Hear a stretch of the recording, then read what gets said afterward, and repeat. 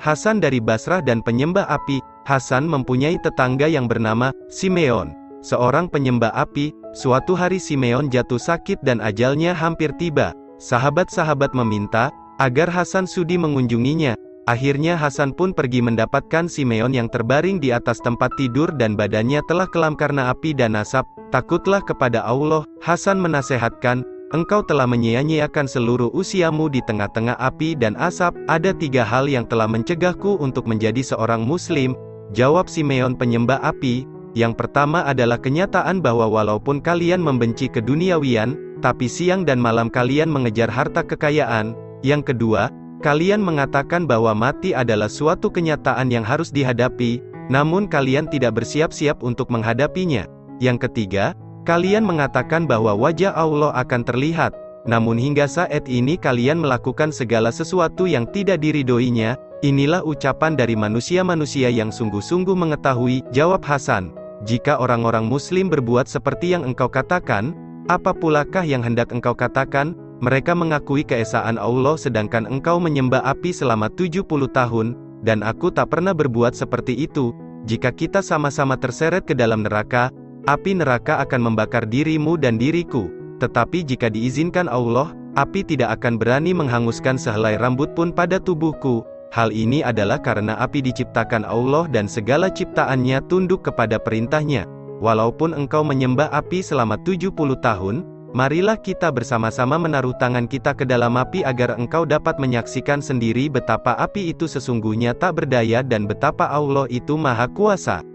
Setelah berkata demikian, Hasan memasukkan tangannya ke dalam api. Namun sedikit pun ia tidak cedera atau terbakar. Menyaksikan hal ini Simeon terheran-heran. Fajar pengetahuan terlihat olehnya. Selama 70 tahun aku telah menyembah api, Simeon mengeluh. Kini hanya dengan 1 atau 2 helaan nafas saja yang tersisa, apakah yang harus kulakukan? Jadilah seorang muslim, jawab Hasan. Jika engkau memberiku sebuah jaminan tertulis bahwa Allah tidak akan menghukum diriku, kata Simeon, barulah aku menjadi muslim. Tanpa jaminan itu aku tidak sudi memeluk agama Islam. Hasan segera membuat sebuah surat jaminan. Kini susullah orang-orang yang jujur di kota Basrah untuk memberikan kesaksian mereka di atas surat jaminan tersebut. Simeon mencucurkan air mata dan menyatakan dirinya sebagai seorang muslim.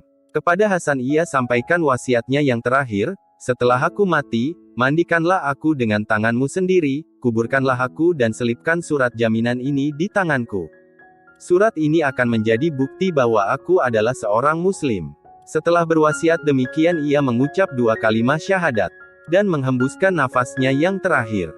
Mereka memandikan mayat Simeon, mensolatkannya dan menguburkannya dengan sebuah surat jaminan di tangannya. Malam harinya Hasan pergi tidur sambil merenungi apa yang telah dilakukannya itu. Bagaimana aku dapat menolong seseorang yang sedang tenggelam sedang aku sendiri dalam keadaan yang serupa? Aku sendiri tidak dapat menentukan nasibku, tetapi mengapa aku berani memastikan apa yang akan dilakukan oleh Allah? Dengan pikiran-pikiran seperti inilah Hasan terlena. Ia bermimpi bertemu dengan Simeon. Wajah Simeon cerah dan bercahaya seperti sebuah pelita. Di kepalanya terlihat sebuah mahkota. Ia mengenakan sebuah jubah yang indah dan sedang berjalan-jalan di taman surgawi. Bagaimana keadaanmu Simeon? Tanya Hasan kepadanya. Mengapakah engkau bertanya padahal kau menyaksikan sendiri? Jawab Simeon.